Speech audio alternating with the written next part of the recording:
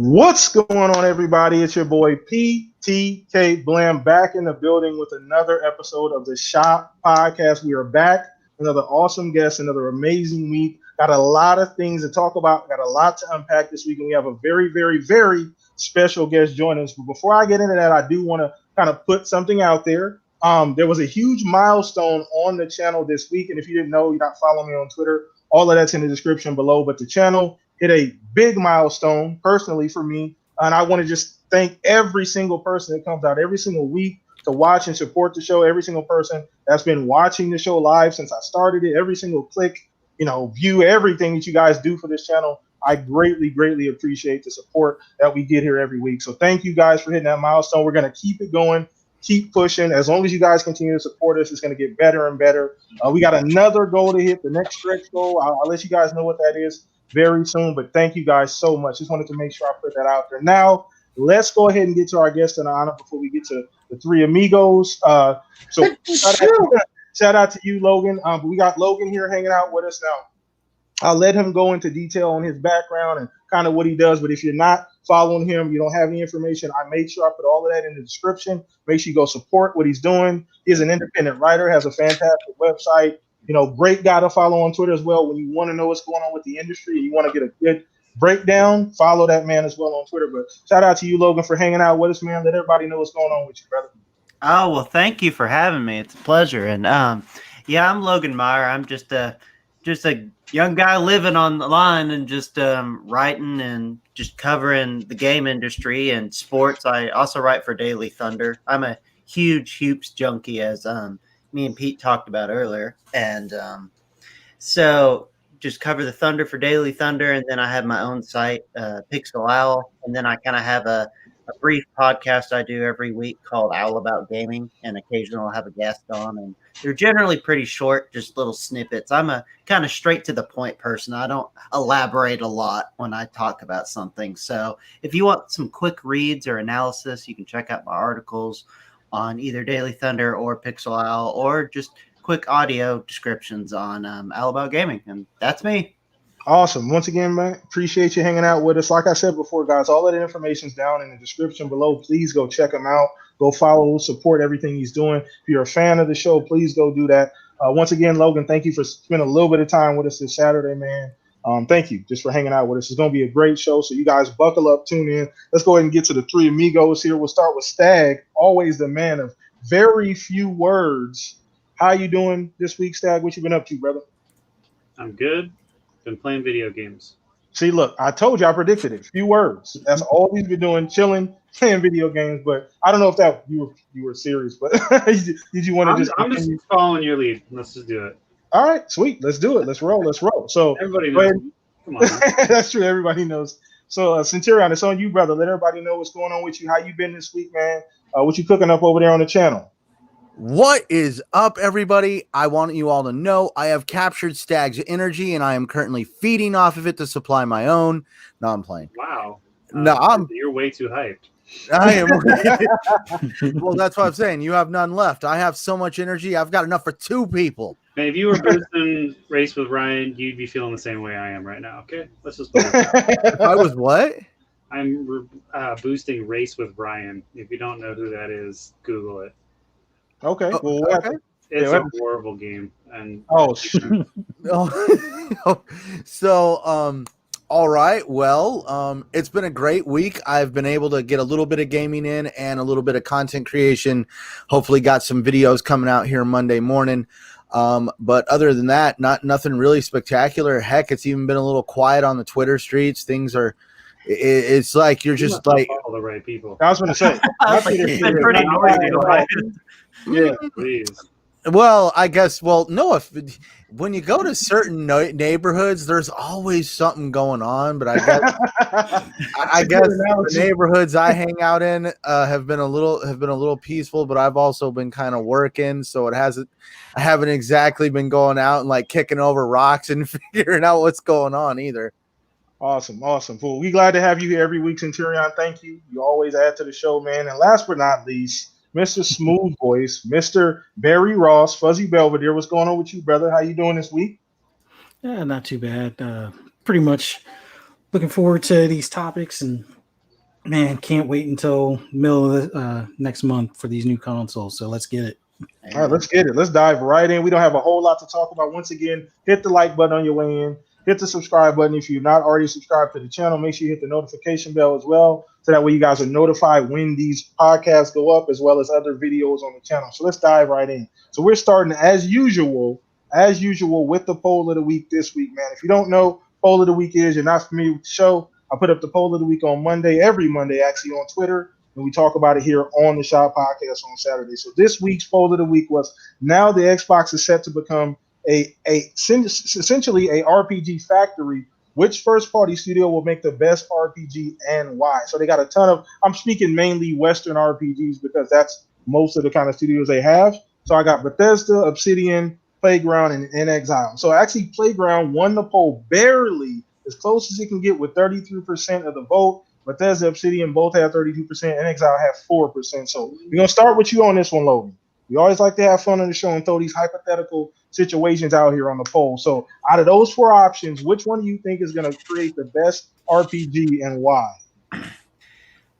Well, that's a really tough question, actually, because they're also different. Because In Exile has a very storied history in doing tactical type strategy RPGs, especially Wasteland 3, which has blown me away. It's so much depth and just wonderful content. The writing's hilarious. And, also Brian Fargo is legendary vet in the industry, and his Bard's Tale and the original creator of Fallout. So you can never count them out. They're incredible. I've heard their next project is just nuts. It's going to be crazy. There's that one. And then Playground, obviously you've seen Forza Horizon series. Yeah. They're incredible, but they are unproven in RPG.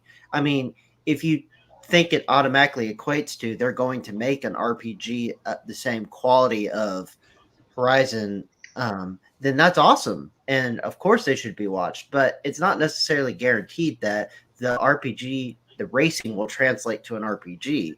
I mean, you look at Guerrilla Games, who used to do Killzone, and then it took them years, and then they finally made Horizon Zero Dawn, and it was awesome, but it's not a guarantee that their first RPG is going to be mega hit. But Fable has looked impressive in the brief little glimpses we've gotten, and I don't think Phil would give the Fable IP a second chance with a studio if he didn't feel confident in what they're doing. And then Bethesda obviously has the tried and true Fallout, Elder Scrolls formula. It depending on who you ask, it kind of gets stale sometimes, but and honestly, I feel Obsidian was the apprentice and has become the master. How they've taken their own formula and they're better at it now than Bethesda is, frankly. So it's kind of fun seeing them both in the family now, because I feel like Outer Worlds was basically, they took everything they learned from Fallout New Vegas, which is my favorite Fallout, and made it even better in Outer Worlds. And then Avowed looks like their Skyrim killer, so to speak. It looks absolutely breathtaking. So this is really tough, but I don't know. Like, if I had to go with my gut, I would say either Obsidian or In Exile, because In Exile's leadership and the fact that they're going big. They've brought in some big guns. They brought in one of the big guys at Blizzard who was behind World of Warcraft, and some other big names. And then Obsidian, because their story history, and they've been on a upward swing. Whereas Bethesda has been on a downward swing with RPGs, because Fallout 76 obviously missed the mark. They were selling it for $5 with Steelbook at Best Buy. That's not a good sign for your RPG. But I love Bethesda. Obviously, the acquisition is huge. I grew up with them. They're one of my favorite collections of studios ever. So I'm thrilled they're in the family. But if I had to just go with a hunch, I'd say Obsidian or In Exile. Okay. All right. You broke down a lot there. We're going to sort through that a little bit later, but I want to make sure I get everybody's opinion on this topic. But I know you're fine. You're fine. You broke down everything that needed to be broke down for sure. So there's a lot of nuances in that question. And that's what I wanted you to catch, Logan. You caught every single one. So let's go ahead and I don't know what's going on over with Stag, but Apparently my mother-in-law's burning food again. we don't do any post editing, by the way, everybody. I'm out. It's getting on fire over I at know, it's Stag's getting hot. house, man. It's getting lit. So the basement kitchen doesn't have venting, and I swear to God, that woman burns food every time she cooks. Jeez, highlights of the show, people. Dude, I have set off the smoke detector up in this place, boiling water.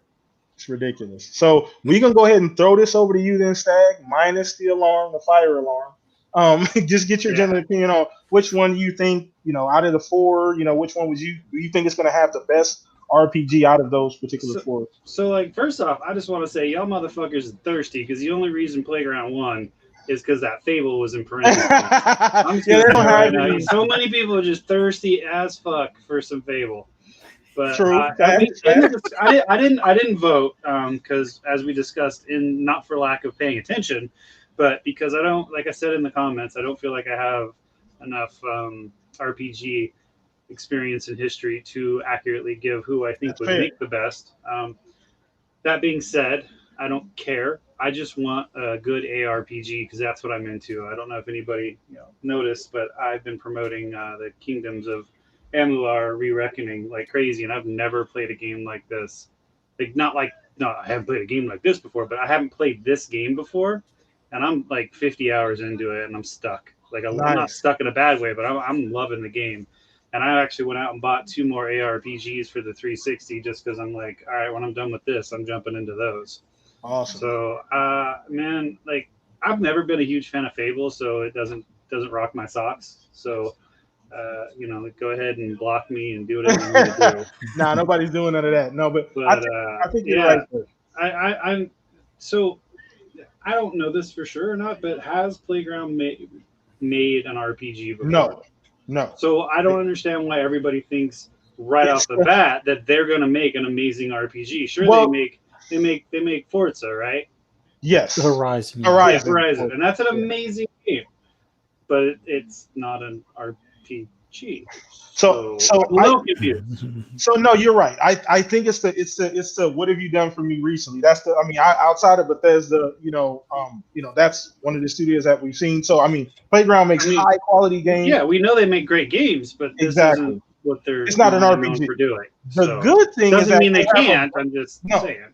And they have a bunch of great RPG makers around them to assist them to make a fantastic game. So you got you got fucking Bethesda now, you got InXile, you got Obsidian, you have all the help and resources you need to make a great game. So that's on top of it just being Fable and people being excited. I think that's why Obsidian, but that's why they barely won. Playground barely won because of that.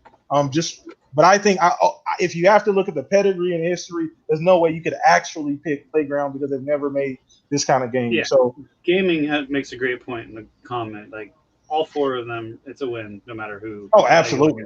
Absolutely. They're all gonna make something that somebody loves and make good RPGs. So yeah, absolutely, and that's a fantastic thing. That's a fantastic problem to have for Xbox. No, yeah, right. Fans of gaming, so yeah, that's where I'm at. Just give me a good ARPG. I don't care who does it. All right, Centurion, that's on you, brother. Out of them 4 options, where you at, man? Which one do you think is gonna make the best RPG? Do you care, or just out of your opinion, where you at? Dude, Playground Games is going to come in and going to slay the industry. They're going to rewrite the way to do RPG. No. And I was like, can you pass the Duchy to the left side? Playground stand over here. Oh, my God. No, I could see everybody's trepidation. Why would you not be resistant to the company that's done racers over and over and over again? They've done great racers. Hell, freaking Forza helped suck me back into playing games that you can drive around in like that.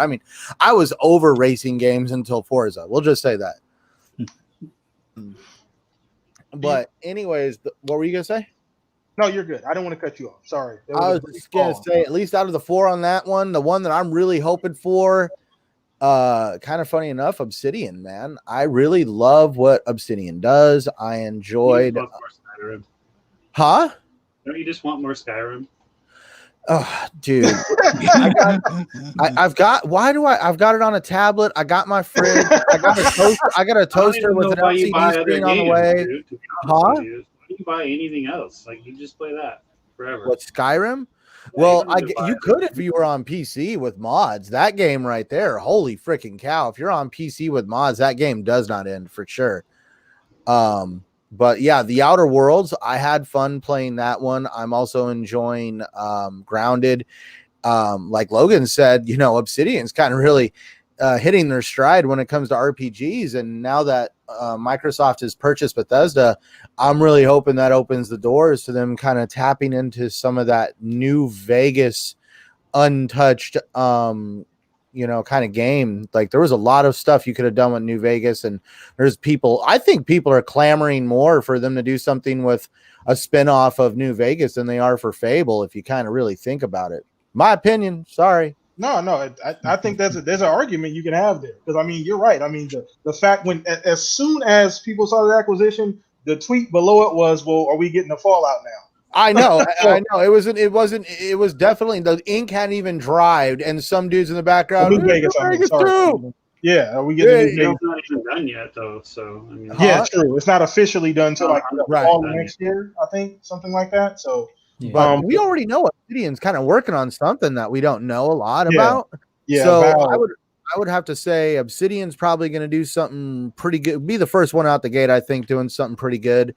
We all know Bethesda has a few things cooked up, but regretfully, I feel like we're going to probably see a few things kind of kicked out of Bethesda from the old regime before I feel like Microsoft and the projects they want to push forward kind of take full swing over there. So definitely, I feel like even In Exile is in a good position to have some pretty good RPGs come out, especially God, which ones have they done so far? Remind me again. The Wasteland 3 just came out. Yeah, that's right. And so, dude, I was talking before Wasteland. I know they've done stuff before Wasteland too. Logan, you'd have to. I don't remember off the top of my head. Logan. Okay, that In Exile was made from the remnants of Black Isle and Interplay.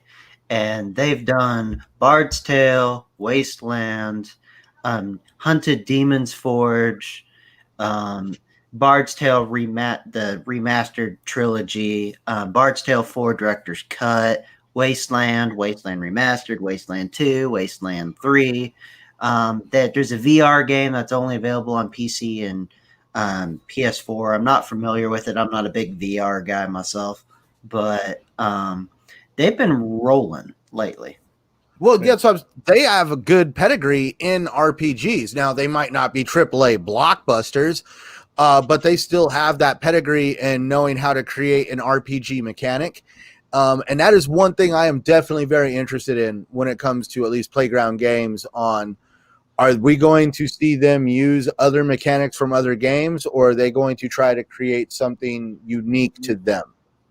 Yeah, so that's another thing, you know, about it. This is the thing, when Xbox traditionally gets these studios, they tend to allow them to have that creative freedom and even finish projects that they started maybe even years ago and never got to finish. So I think the freedom of all of these studios are going to be there. I mean, maybe there's some checks and balances for the bigger games, you know, those AAA games that are coming out. But I think for the most part, these studios are going to be able to do what they do best, and that's make the type of games they make. So this is a very, very, very tough question. And last but not least, we're going to throw it to you, Fuzz, just to get your opinion on where you're at on this, and we're going to move on.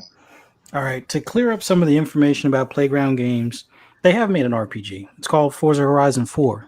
If you look at that game compared to any other racing game and how you can upgrade the cars, not just the parts on the cars, but the actual abilities of the cars, it is an RPG. So they've actually implemented an RPG into auto racing. I've you are fucking reaching, dude. Like, I've gone down in the past saying, dude, they made a game in Britain for a reason. You have assets that can already be used in creating a Fable game. Yeah. And I'm with Fuzzy on that. Now, of the four, I don't think they're going to be the leading group. Like, if we're going to put these in like order of like 1 through 4, I even though they have a lot of talent as far as for scenery and things like that, and they've, you know, kind of turn things around as far as racing games a bit, I honestly believe Obsidian's going to be the king of the group of those four. Now, I think we might see a better RPG out of a different studio that's not listed, but I'll get into that at some other time. But when it comes to what Obsidian's done in the past and what they've done recently with the Outer Worlds, I think they're going to be the ones to keep an eye on, especially with Avowed coming out hopefully in a year or two. In Exile, between In Exile and Bethesda, that's going to be a tough one because, like we've said, Bethesda's kind of on a downward turn while Obsidian's on an upward turn. But I don't know. I think In Exile, with what they've done with Wasteland 3 and the additional details and abilities and things like that they've integrated into that game, I think they're going to be the number 2.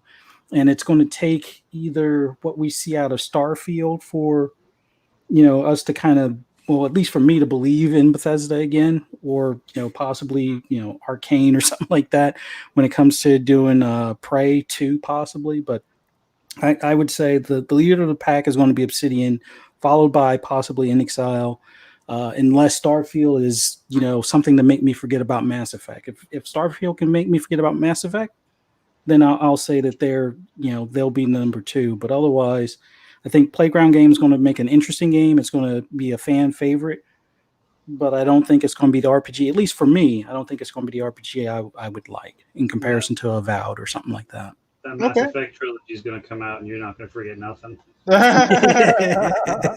All right. So that was a good warm-up topic, everybody. Once again, hit the subscribe button, like button on your way, and we appreciate the support. So that was a great topic. I mean, really difficult. All of those companies are doing fantastic things, and we're expecting big things out of each one of them. So let's go ahead and move on to the next topic. Keep this thing rolling. So this is just about the next gen and the new console. So next topic was, what year do you expect these new consoles to hit their stride? Because a lot of the conversations we've been having about this next gen are about when are we going to see next gen things. We've seen, obviously features at this particular point. We've seen splashes of games, between that's Sony and Xbox. We haven't really seen anything running on any, I don't say hardware. They say it is, but nothing definitive, in my opinion. So what year do you think? Year 2, year 3, till we start seeing these consoles really take full advantage of the hardware first, and then second of all, the games that are going to be coming behind them. So we'll start with you, Logan. Where do you think these consoles are going to hit their stride? 2021, 22, somewhere in that range? I think 2022 is probably when you're going to start seeing the heavy hitters start coming. I know obviously Ratchet and Clank, and then Spider-Man Miles Morales, and then Halo Infinite and stuff will be coming in 2021, and Kenna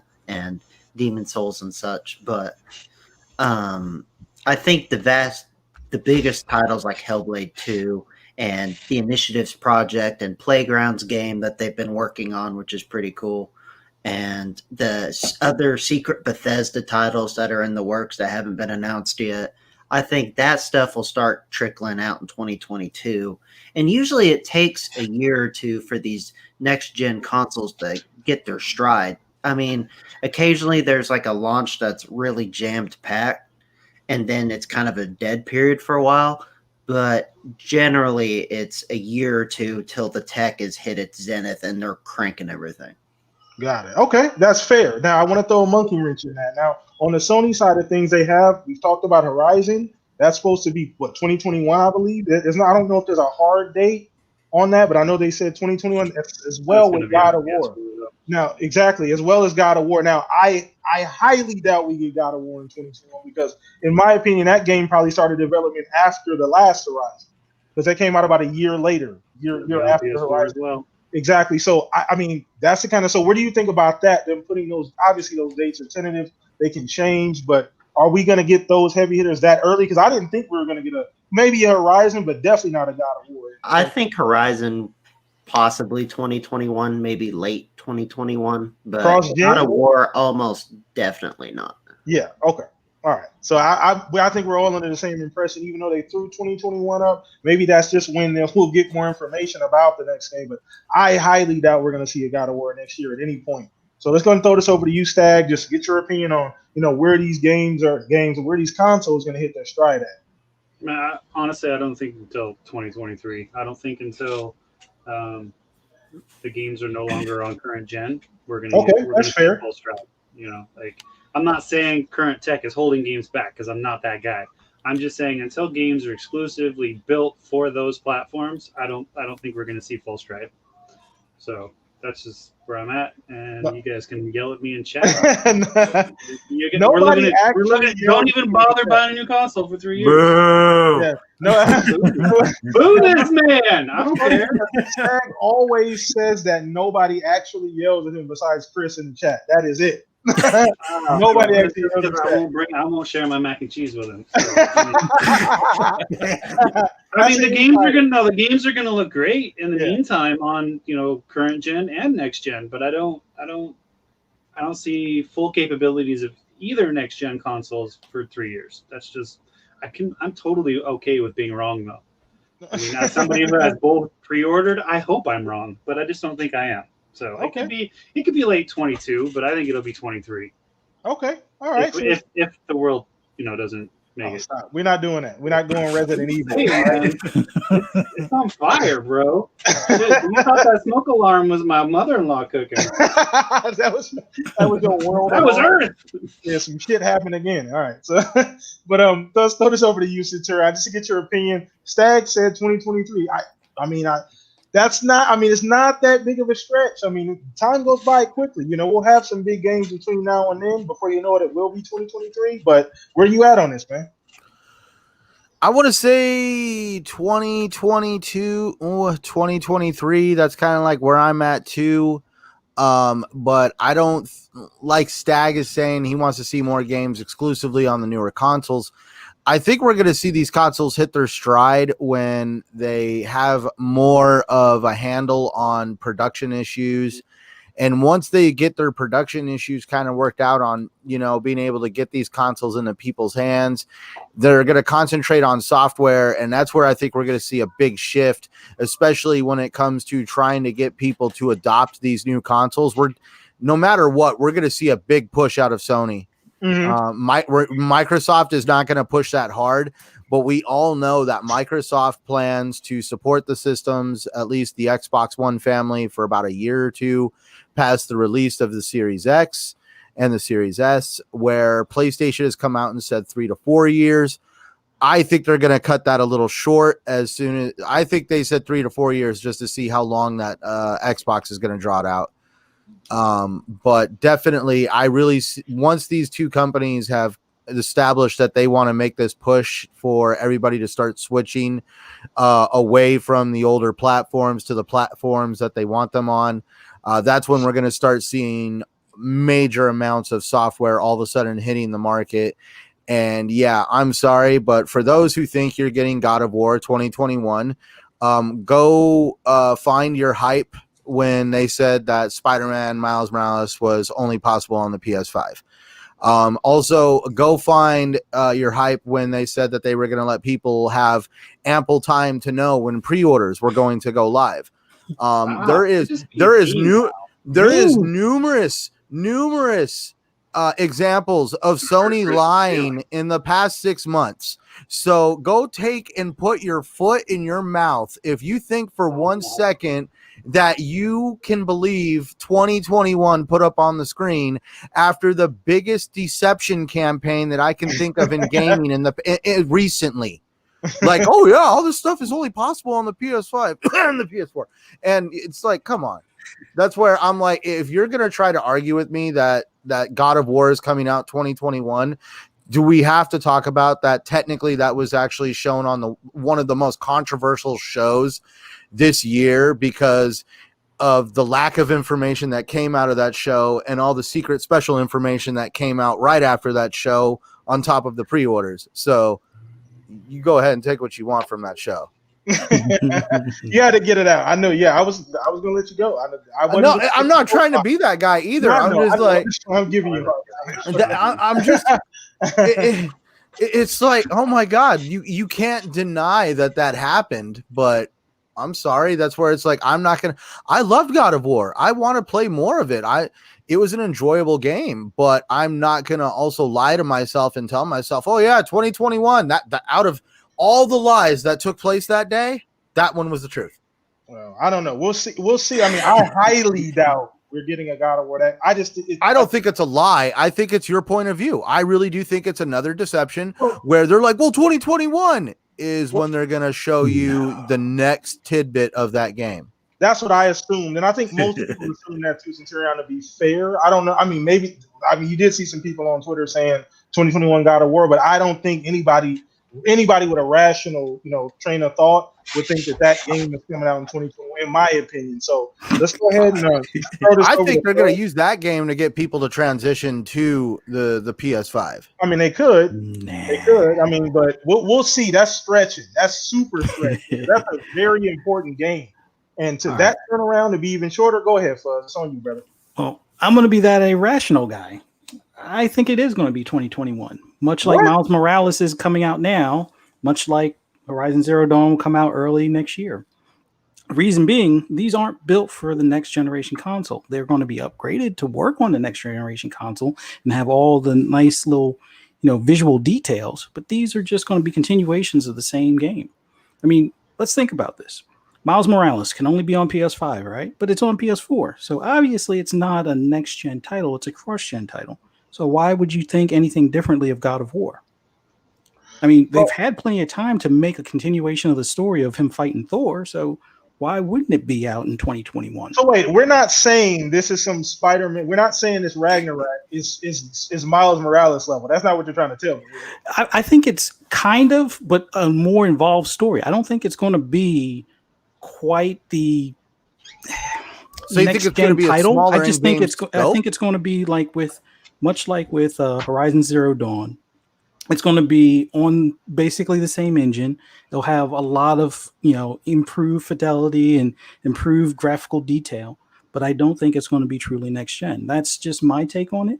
Yeah. I mean, once they said that Horizon Zero or Horizon Forbidden West is going to be on PS4, I knew that means that the PS5 one can't be next gen, because the whole argument that dev made about that game was that they were going to have a flying mechanic and then they had to take it out because the PS4 couldn't handle it. Well, then they put the game on the PC and they still didn't put the flying mechanic in it. So if the flying mechanic is not going to be in this next game, then it's not the next gen level. It's still going to be held back by the PS4. So I don't think God of War is going to be anything different on that, especially considering Ragnarok was teased shortly after the game came out. Before, if you look at what's his name's timeline, he talked about all the letters in that whole little timeline thing were spelling Ragnarok. It's these consoles are going to hit their stride come 2022, 2023. Unfortunately, God of War is not going to be that game. It will look like it in many ways, but it's not going to be something that can't be played on the PS4. If they said they're going to support that system for 2 to 3 years or 3 to 4 years or whatever it is, just expect that it's not solely a PS5 or next gen game, much like some of the games that we'll see on Xbox until probably 2022. Pretty much. The only one that I'm thinking that is going to be from a first party studio that's going to be next gen, let's see if Hellblade 2 is. If they say it's going to be playable on the Xbox One, then it is what it is. But if that game doesn't come out until 2022 and that's solely on the Xbox Series X and S, then that'll be the beginning of next gen moving forward, at least for first party. And we'll see how that holds up when it comes to PlayStation. But I think you'll see some third party titles starting late 2021 that will be they may have started in last gen, kind of the way that now Dying Light's probably a bad example this time because Dying Light 2 seems like it's in developer hell now. But Dying Light 1 was originally supposed to be on 360 and PS3, and then they realized probably halfway or 3/4 through the development that we should probably just ditch that old system because we're not going to get all the things that we want out of it. So I can see late 2021, maybe early 2022, some third parties that may have said that they were originally going to be on both generations, ditching the other ones and saying, you know what, we'll just focus on the new because we don't want to limit the amount of AI, or we don't want to limit the the world space or mechanic in the world or something like that. Yeah. But 2022, look for it. Late 2021 for third party, first party. Don't expect anything prior to 2022. And I don't think God of War is going to be that next gen title. It'll look it, but it won't be it. And that's Okay. my 2 cents. That's a hot take from that. Look, Fuzz is on his shit this week. Fuzz ain't playing. You done, but your whole voice changed. I was like, what the hell's going on? But anyway, I agree in part. Now, I want to throw something to Logan before we move on to the next topic. As far as that, particularly God of War, are you in agreement with Fuzz, Logan? Do you feel like that game? Although, like I said, rationally, I think that 2021 was just, hey, we're going to tell you more about this game 2021 rather than this is when it's coming out. But where do you think God of War is going to be cross-gen? I don't know. My hunch is it's a PS5 only, but especially after the flack that Sony's been getting recently with but wait, there's more. It's actually playable on your current system. You don't have to get the next system. We do actually believe in generations. And then I don't know, like, I could see it being on both, but my hunch is it's just PS5.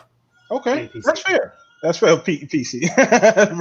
Threw that in there at the end. Can I at least add on to what I was? When I said that that I see him using it as like to get people to invest in the PS5. I think it's going to be cross-platform. I just think that there's going to be a heavy emphasis on the differences between playing it on the last gen versus the next gen. That's where I think they're going to, because of just how many people have their eyes on God of War. I think that's the title they're going to use to show people the differences between the generations. That's fair. That's a fair. That's not bad business either. I mean, you want to showcase a title, God of War would be the one to showcase. So I do agree with the majority up to 2021, 22 mainly, maybe leading to 23. I think it's the sweet spot for most of these consoles. By then, they'll have more. They'll have a better idea of the hardware. They'll be able to get those cross-gen titles kind of out of the way. They'll be behind them at that point for the most part. And we'll start seeing those exclusives and just games made for these next-gen consoles at that point. So let's move on to the next topic, man. I appreciate everybody here watching. Make sure you retweet the link. Let everybody know Shop Podcast is live. So next topic, this should be a real fun one as well. So what's the first game you're playing as soon as you hook up the Series X and or PS5? What's the first game you're playing? We start with you, Logan. First game you're playing on both, if you're going to get them. Oh, I'm going to take to the skies with the Big Bird and Falconeer. That's the one I'm going to play first on my Series X. That and Gears Tactics. I know it's kind of a smaller title, but I'm a big Panzer Dragoon guy and X-Wing and stuff like that. And just that whole just majesty of the giant bird just soaring through the skies and fighting dragons and these airships and just the combat and the controls and just I want to support a creative vision especially from some dude that's just doing it by himself. It's like one guy making this whole thing. And then it's an independent through Wired Productions. It's exclusive. Looks really, really fun. If you haven't checked, had a one-on-one with him and did some play on it, and you learned some more about it. It's really good. Nice. And that one and Gears Tactics would be the first two I play on Series X. I'm personally of the belief that Series X, that Gears Tactics could have been and should have been already on Xbox One by now. I think they did some goofy little marketing ploy to try to pump up PC crowd and go, oh, we got our PC Master Race guys over here who they just want to hype up keyboards and frame rates and this and that and all these features, and it's only available on PC. Like they wanted to appeal to those crowd when they kind of screwed over their main core audience for Gears, like the Xbox guys. And so I don't know, like Xbox has done a ton right under Phil's leadership, but I feel like that was just a weird misstep. And so I'm really excited for it. I love XCOM type games and Wasteland. So very much looking forward to Gears Tactics. And then whenever I do get my PlayStation 5, wasn't able to secure one yet because if you haven't noticed, they're pretty elusive right now. But I want to either play Ratchet or Kenna. I think will probably be one of those will be the first two I play on there. Okay, so Ratchet, obviously, I've talked about Ratchet and Clank. I think that game, in my opinion, out of every single game that's been showed, it's the one I want to play the most. It's the one that I don't say blew my mind, but looking at the game, like, yeah, I definitely want to play it. I definitely want to play it for sure. It showed some things that obviously that other games have not showed as far as jumping between dimensions and just the graphical fidelity. The game looked fun. You know what I'm saying? Ultimately, so we shall see. But either one. Let's go ahead and throw this over to Centurion. You can And bring me food if you what do you want. what do you think is gonna what game are you playing right off the rip when you get your Xbox, your Series X, sorry, and your PS5? What are you playing first, Centurion? I'm sorry, but I'm pretty sure Stagger's gonna scream at me, but I want to play Assassin's Creed Valhalla, man. I'm sorry. I love staring at what Odyssey looked On like which system? on the X. Huh? Which system? What do you mean on which system? Well, of course the Series X. Oh my God, yeah, because I wanna put my game on. Yeah, I'm actually switching over to PlayStation as soon as I get one. No, dude. Oh my God, really? No, I remember. Valid question. Jeez. That is a valid question. That is a valid question. Shit, man. I was asking you if you're gonna play Anthem first. Jesus Christ. Oh, dude, are you gonna Hey, Anthem 2.0 game of the year, Logan. We're calling it here. Anthem 2.0 game of the year. That's how we feel over here. Actually, Anthem will finally be the game that it should have been because there will be a console that can handle all those damn loading screens. Anyway, man, I am so bummed I bought the Legion of Dawn edition of Anthem. Don't do that, Every man. Blasphemy. Oh, wow, we're going down a deep, dark road. Yeah, go ahead. Let's bring it back. Oh, God. But no, I'm looking at, dude, okay, so I had Assassin's Creed. I think I told the story here. It might be somewhere else. Assassin's Creed Origins, picked the game up in October, the very end of October, waited for the X to come out, which was like 2 weeks later, put Origins back in, played that game, enjoyed every minute of it, and that game right there made the Xbox One X shine. And then I didn't think it'd get any better, and then they come out with Assassin's Creed Odyssey, and that game just freaking blew my mind. That game right there, a lot of detail, amazingly well put together game. I don't care what you say about Ubisoft, but there is talent in that company, and Odyssey definitely shows it. And I am looking forward to what we're going to get out of Assassin's Creed Valhalla. I wanted to say Cyberpunk, but I am not going to be one of those people that's not going to be fibbed to myself. And the fact that I know the next gen assets aren't going to be there for Cyberpunk. Yeah. So that's where it's like, well, I'm definitely wanting to play Cyberpunk, but if I want to talk about what game I'm going to put in this console to see what this console can do, regretfully, that's going to be Valhalla. Okay. All right. Let's throw this over to you, Staggy. I don't know if you got your order from your lady, but what are you playing first, Stag, on either system when you first get up? Thank you. Oh, I think he's getting his food. Yes, I am. Like she forgets that the podcast is every Saturday at a certain time. So I was gonna find some obscure backwards compatible game and say that, but I didn't prepare. So on the PS5, I pre-ordered the Miles Morales, so I'll probably be playing that. I have Godfall on my wish list, so maybe I'll get that for Christmas. I really don't give a shit if I do or don't. What will I be playing first on my Series X? Honestly, I don't know, man. Falconeer looks cool. I have it on pre-order. Dude, who knows where I'll be with Gamerscore at that point? So I probably won't even be like, that's true. I forgot the graphics. I'll be like, I gotta pump out this million still. So, I have Valhalla on pre-order just because I wanted the statue. I've never really been a huge fan of the Assassin's Creed games themselves. Just they're not my cup of tea. But I do like Vikings, so we'll see. I don't know, man. When it comes to the Xbox, I don't. There's just so many. There's so many choices that I can't nail it down. But like definitely the PlayStation 5. If I actually get my pre-order, I have the Spider-Man Miles Morales, so I'll be playing that. Okay.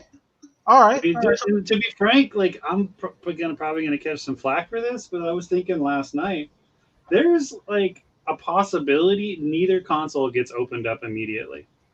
That's fair for me when they show up, just because man, as a streamer, I'm gonna have to lots of wires are gonna have to change out.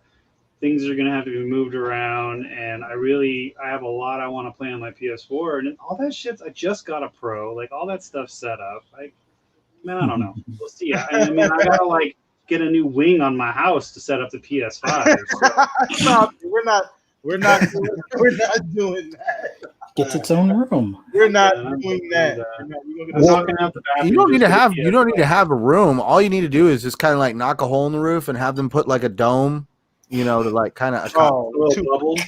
We're not doing that, guys. Let's keep it. Well, actually, I've got an architect coming over to help plan it into. Stop it. You guys remodeling the entire apartment complex?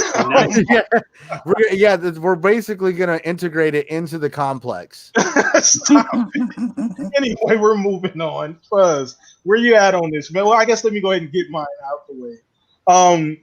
For the Series X. Listen. I know that all the assets aren't going to be available, but I still want to play Cyberpunk. I may not play a ton of it, because obviously you want to get the full experience on the new consoles. But I'm still going to play. I can't help. I don't think I'll be able to help myself. So I think Cyberpunk, and then as far as PS5, it's Kena, correct? Is the one AA-ish kind of game with the little.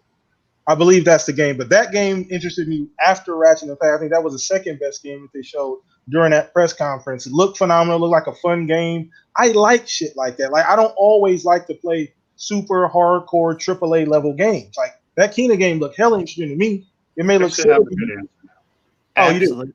Yeah, it looked great. It looked fun. It looked the graphics, obviously, that's not the end all be all, but graphically it looked phenomenal. It looked like a fun game, something that I can jump into. So this is the thing for me. I like games I can jump into, play for an hour, and not regret that I only played for an hour or 30 minutes. So some games you feel like if I jump off now, like I'm punishing myself because I haven't completed this task, or there's something that I need to do. But I like those kind of games. I can jump in, do a couple things, jump out, and come back to it. So I think Kena, Ratchet & Clank are definitely, so me and you, Logan, are pretty much on the same wavelength outside of Cyberpunk. So we'll go ahead and throw this over to you, Fuzz. Where you at on this, man? What are you playing first? I think I have bad news for you. I don't think Kena is going to be available at launch. I think it got pushed back. Because that was one that I was looking forward to, too. Same thing with Returnal. I don't think Returnal has a launch date. So for my PS5, if I can get one, because I wasn't able to pre-order, so I'm going to have to fight the COVIDs, in the crowds on the 12th. Fun. It's probably going to be backwards compatible stuff. Like Ghost of Tsushima just dropped their multiplayer and co-op thing. Mm-hmm. So that's probably what I'm going to be playing on my PS5. I didn't have a PS4 Pro, so hey, it'll be a definite upgrade in comparison to my launch PS4. On the Xbox Series X end of things, it's definitely going to be Valhalla. Valhalla is going to be number one, first game to try. After that, it's going to be a toss-up between like Watch Dogs, which I'll probably just stick with Valhalla because I'll have enough time to finish that up before the Cyberpunk assets are available next year. But Watch Dogs is going to be another game. Yakuza Like a Dragon is going to be another game because as crazy as the earlier Yakuzas are, this one seems to be even wackier. So I definitely want to play that. I'm definitely going to be hitting up Madden just because I want to see if they even are close to what 2K did with their next gen graphical update. I haven't picked up 2K yet, but I probably will. Hopefully they'll have it on sale by then because I didn't want to pay the new gen tax on it. But Forza Horizon 4, obviously, just because Forza fan and we're getting the 4K 60 instead of having to choose 4K or 60 frames like we can do on the X1X. It'll be both, so be on par with PC finally. But those are my must plays. But PS5, it's definitely going to be Ghost of Tsushima and probably some GT Sport because we still don't have a date on Gran Turismo 7. Yeah. Yay! That's another game. We're not even gonna dive into that. But anyway, Real quick, put that link in the chat, you guys, or go. I check did. the I game just out. looked at it. I mean, Logan, I gotta send it. Wow. Logan may have already seen it. I had to send it to you, Logan. But anyway, I'll send it to you here in a minute. But let's keep this thing moving. Man, that was a great topic. Once again, everybody, let us know in the chat what you guys are planning on playing as well. We definitely like the interaction. So whatever you're planning on playing first, you can let us know now in the chat. PS5, Series X, doesn't matter what it is, big, small game. Just let us know, man. We love the interaction. So let's keep this thing going. Moving on to the last topic. So I saved this one for last in particular, just in case we do go a little bit over. So we're talking about the PS5. The UI was revealed this week. And just want people's general opinions. We're not doing the 4K 1080p, so don't bring that shit up. Because we're not doing that. So we're not doing that. I just cutting it off before we get started. But anyway, outside of my eyes. Outside of that, what do you guys just think? What's up? Shout out Stubbs. What's up, Stubbs? We just jumped in here. But outside of that, what do you guys think about the PS5 UI? This is one of the things that I was super interested in seeing because we had not seen anything regarding UI. We did see some like mock-ups that if you go back and look, were pretty close. They're pretty damn accurate as to what we actually got. So obviously snappy. It looks good. I've never been a big fan of PlayStation's UI. I don't like the whole XY axis situation. Looks like they've kind of played around with that, changed it a bit. I'm not a super big fan of I think they're just like previews of the games at the bottom, but the tiles seem to be really big. And they take up quite a bit of the screen, so I don't know exactly, but they have some cool features. The picture-in-picture. If you're an Xbox guy, we've had that feature before. Welcome to the party, Sony. But anyway, that looks like it's going to be something that's people are going to use quite a bit if you have a PS5. But anyway, let's go ahead and get only fire when Sony does it. Let's throw this over to you, Logan. What are some of the things you see? Did you kind of get what you thought, or did anything surprise you, Logan? It's quite a big leap from the PS4 UI, like complete a lot of structural changes. Like you compare it to the Xbox UI is pretty similar going into Series X, what they're doing. So it's quite interesting to see that in another aspect, as I know we're not going to talk about the height of the console, but the build of the console is very dramatic for the PlayStation 5 compared to what the PS4 looked like. And so it seems like they went for a stylistic kind of dramatic reveal for their UI as well. I like it. It seems fluid and smooth to me. Yeah. Of course, UI isn't the biggest selling point for me. Like as long as it's functional and I can get to what I want to do, I'm happy.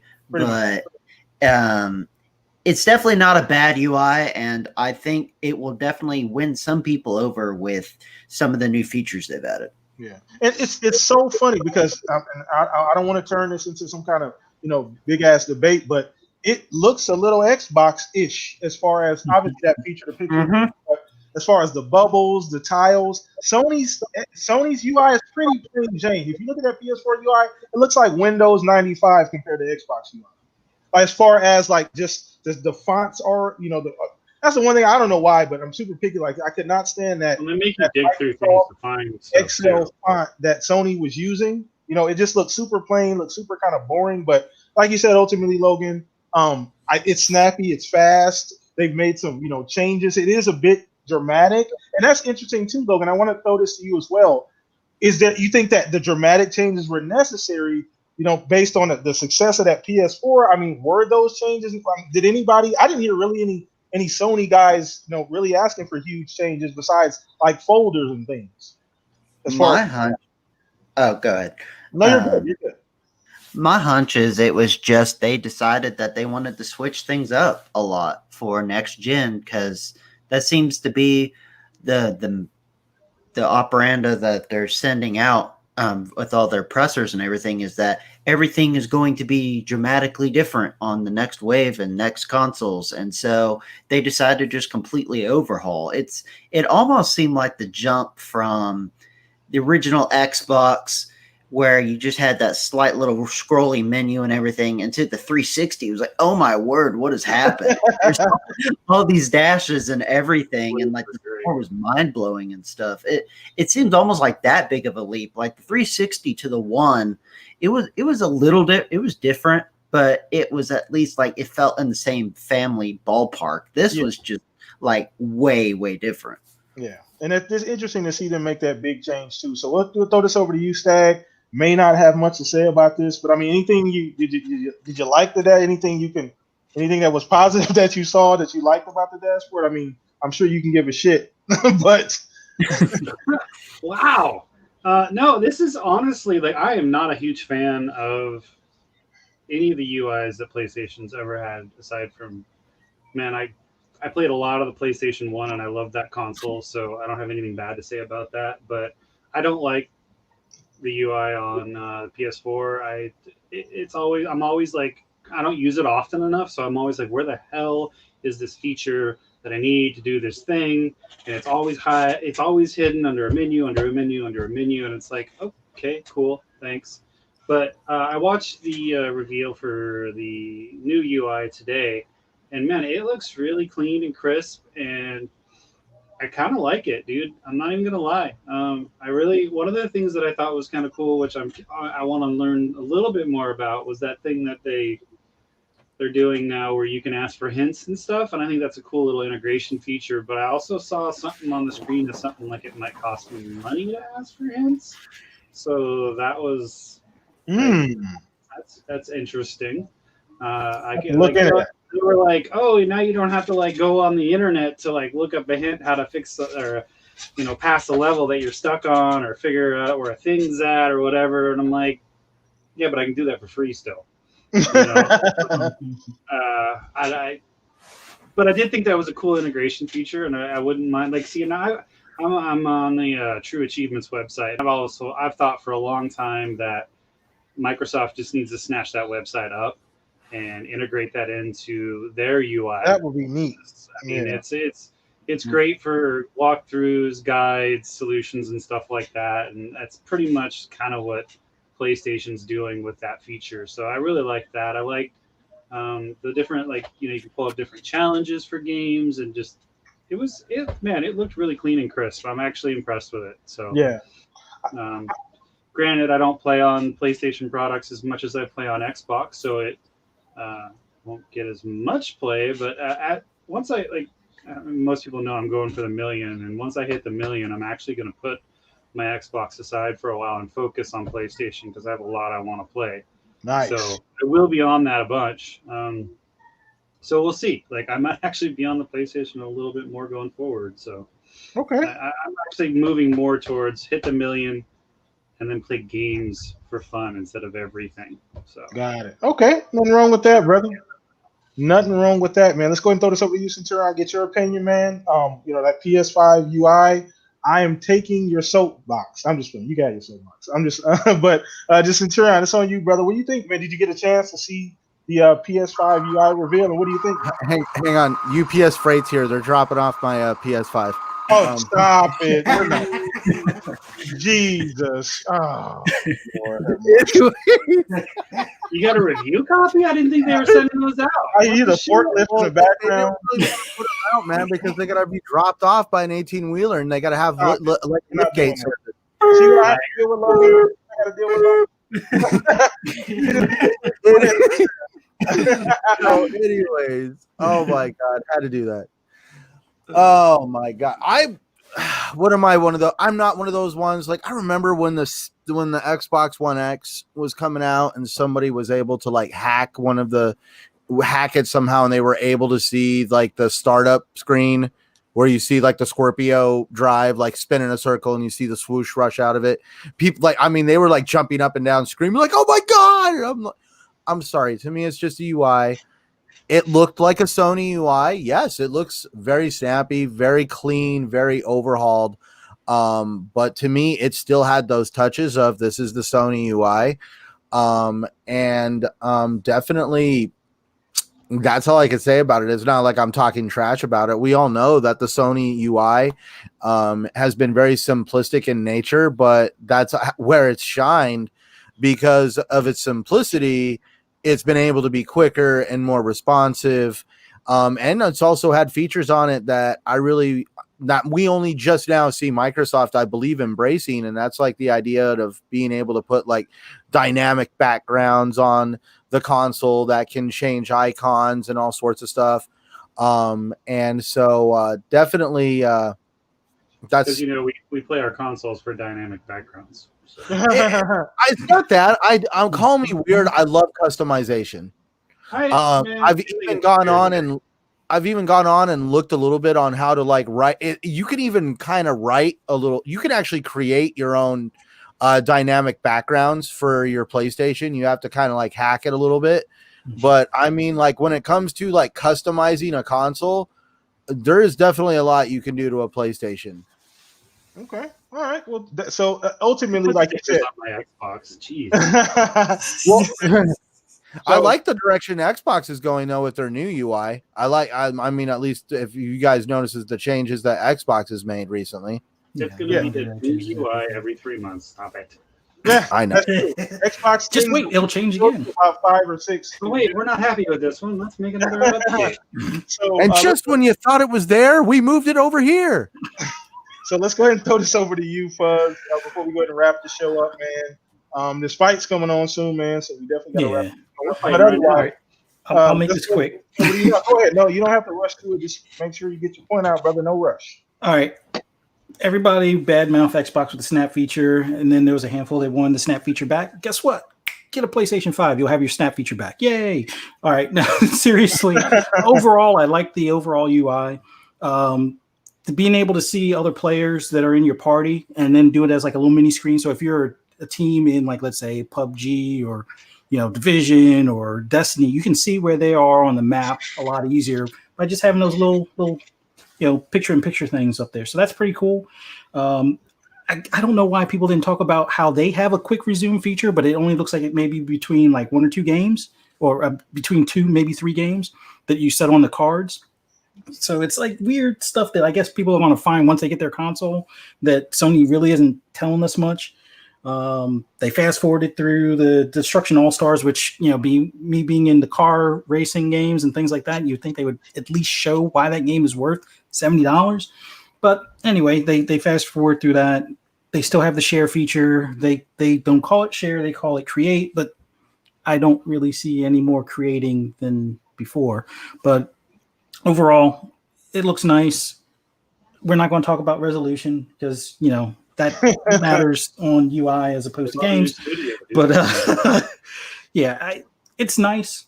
It looks very Sony-ish.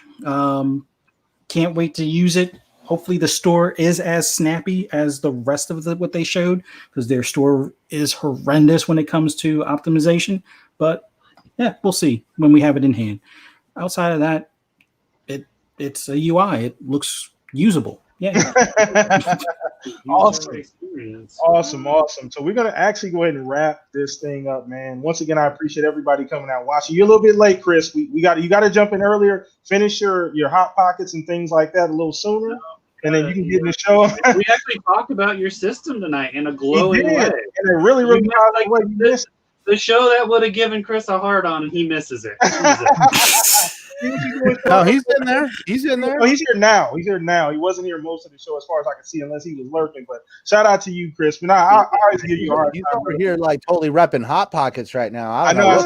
Shout out to you though, Chris, man. He always comes in here and busts our balls. But appreciate you, brother, for the support every week, man. But like I said, we're gonna wrap this thing up, man. We definitely want to let our guests, and I want to say let our guests talk, and I definitely want to say thank you once again, Logan. Hope you enjoyed your time here on the show, man. Doors always open if you're ever free. You can always come back on the show at any point in time. But let everybody know once again where they can find you at. And like I said before, I appreciate you taking a little bit of time out to hang out with us today. Well, it was a pleasure meeting y'all. This was a lot of fun, and thanks for having me. And I'm always down to talk games. If you guys want to send me a life raft anytime, just let me know. Pixel Owl is my site. I'm just an independent writer, just trying to find my way in the writing scape. I also cover the Thunder for Daily Thunder. I'm a big basketball fan. And then I have a small I'm not bitter. I have a small podcast called All About Gaming where I just do short little bits on just brief stuff that's been happening in the industry. They're usually pretty quick and to the point, but occasionally I'll have a guest on. And then, that's about my online presence resume. You can find me at logmine92. And the profile picture is me. It's not too hard to find me. So, that's me. All right, well, man, once again, thank you guys. Please go support Logan, everything he's doing. All of that information is down in the description below. Thank you once again, Logan, for hanging out with us, man, sharing your knowledge, your information. Once again, please go check him out, support everything he's doing. If you're a fan of this show, please go do me a favor, check him out. Let's go ahead and move on to the Three Amigos. Stag, what's cooking with you, man? Let everybody know. Playing video games and streaming and, stuff. I got nothing, man. I've just been, my schedule's all over the place because of the kids, school and activities and just life and insomnia. So, I mean, if you catch me, you catch me. You know where I'm at. I'm on Twitch. I'm on Twitter. Trying to stay out of the console war stuff because I am a gamer and I do appreciate it all. So, whatever. I'm done. Yeah. I'm just going to say shit I'm going to regret. So we'll just move on. Shout out to you, Stag, man. Appreciate you every week, man. Comic relief every single time. Big part of the show. Let's go ahead and throw this over to you, Centurion. Let everybody know what's going on with you, where they can find you. They don't already know. So before we get to me, man, we got to talk about the info that was dropped in the chat by our resident, PlayStation Insider. We all know that this November, KFC is coming out with the KFC console with that chicken crisper. I believe he just revealed it right now that there's going to be a Hot Pocket warming attachment for the PS5. Nice. Nice. That KFC mac and cheese. That's some good shit, though. It is good. I ain't gonna lie. You got my God. Go ahead. Biscuits, mix it with a little mashed potatoes. See what I do? Ladies and gentlemen, I am Centurion1307. If you would like to find me and join my crazy world, you can always find me on Twitter, Xbox Live, and YouTube at Centurion1307. I also happen to kick it right here every Saturday night and help Stagger think about KFC right here on the Shop Podcast. And you will also find me over there wreaking havoc on the TXR Podcast every Sunday night as well. Awesome, man. Great to have you here every week. Appreciate you, man. Love, support. Let's go ahead and throw this over to you, Fuzz. Last but not least, the smoothest voice on the interwebs. All right, we coming out with an album. We need an EP. We need a mixtape. All that. OnlyFans, everything. Go ahead, Fuzz. Well, thanks for having me on here. Thanks for joining us, Logan.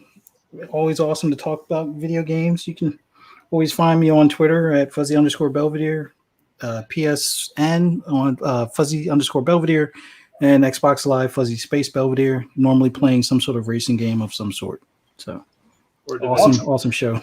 Awesome. Last but not least, once again, the boy PTK Blam across the board, host with the most. Hit me up, Xbox Live, here on the Shop Podcast every single Saturday. Same time, same place. Once again, I appreciate the huge support we've been getting lately. You guys are fucking awesome. Tell everybody about the Shop Podcast. We want to pack this thing on every single week. Want to continue to bring the content, every single thing we're trying to do for you guys coming up. And once again, thank you guys for the support, for hitting that goal. Everything you guys are doing, so amazing. So same place, same time next week. New guests. We'll see you guys later. Have a great weekend. Be safe. Peace out, everybody. Play Anthem and wash your hands.